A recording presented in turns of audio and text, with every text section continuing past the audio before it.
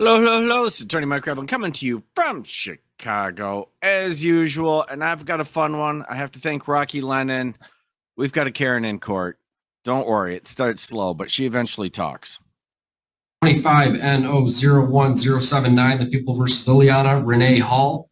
This is the date and time set for arraignment. Counsel, your appearance. Nancy Plaster for purposes of arraignment only on behalf of Ms. Hall.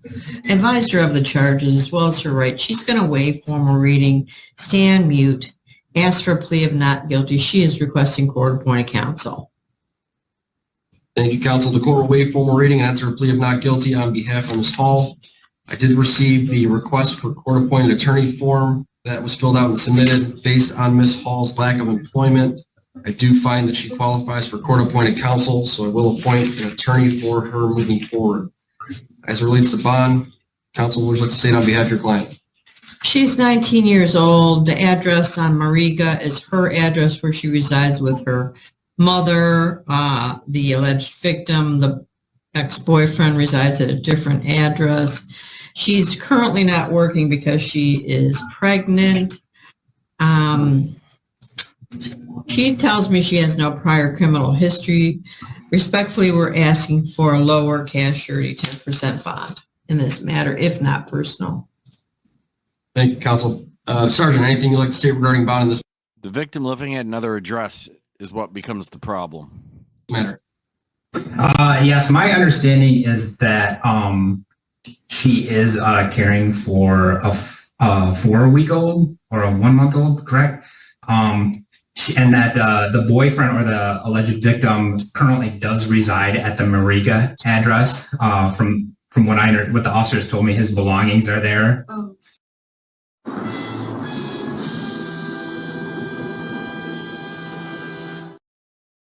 And that I think Secretary of State shows his address as the Mariga address. So I'm just throwing that out for purposes of the no contact.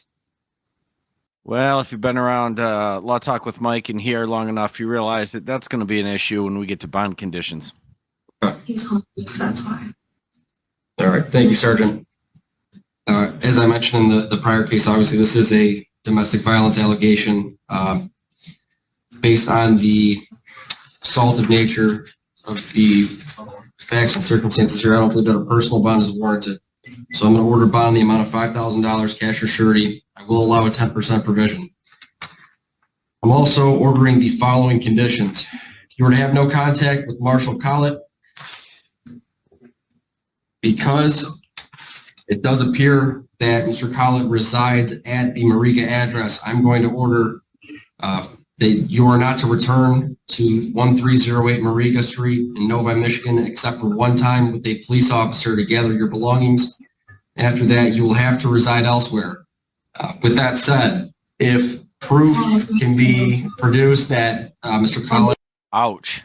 19, pregnant, and can't go back home with her mom. That's the problem here. has vacated the premises and is residing elsewhere, you can come back to the court and you can ask for that. He can't reside elsewhere. He's okay, homeless. well, okay, Ms. Hall, this isn't a debate. His address, according to the Secretary of State, according to everything I'm seeing in front of me, Ms. Hall, this is not, Ms. Hall, stop talking. You gotta be able to. This is not a discussion. This is bullshit. He doesn't live there. He hasn't lived there Ms. for 3 Marie, months. stop talking. Shut the fuck up. This is fucking bullshit. Ma'am, I advise you, as your attorney, to please refrain at this point from saying anything.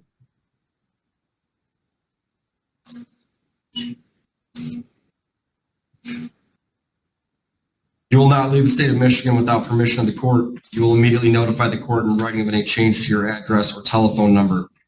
You shall not possess any firearms or other dangerous weapons. I'm ordering that you must contact the 52-1 District Court within 24 hours of your release and get signed up with bond compliance.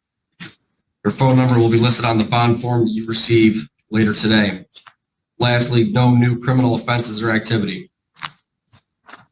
Ms. Hall, do you understand the terms and conditions of your bond? Yes. Right. I don't have your next court date in front of me. Make sure you find out when your court date is. Make sure you make it to court, and make sure you don't violate any of your bond conditions, because if you do, that bond could be forfeited and you could owe $5,000 to the court. Do you understand that? This is the one owing you. All right. Yep. He said to get him paying, not me. All set, sir? All set. Thank you, Sergeant. Thank you. Come with me now?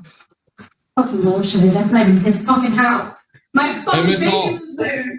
Hey, Miss Hall, I just want to recommend something. You should watch your mouth next time you're in court. Well, there you have it. Short and not sweet. It's a bad situation. I think, and I could be wrong, I think she was just trying to BS the judge and say he's homeless. But my guess is they were living there together, and then something happened, and now it's on the bond condition. It puts her in a bad spot. She's understandably upset about that, but my God, I can't even imagine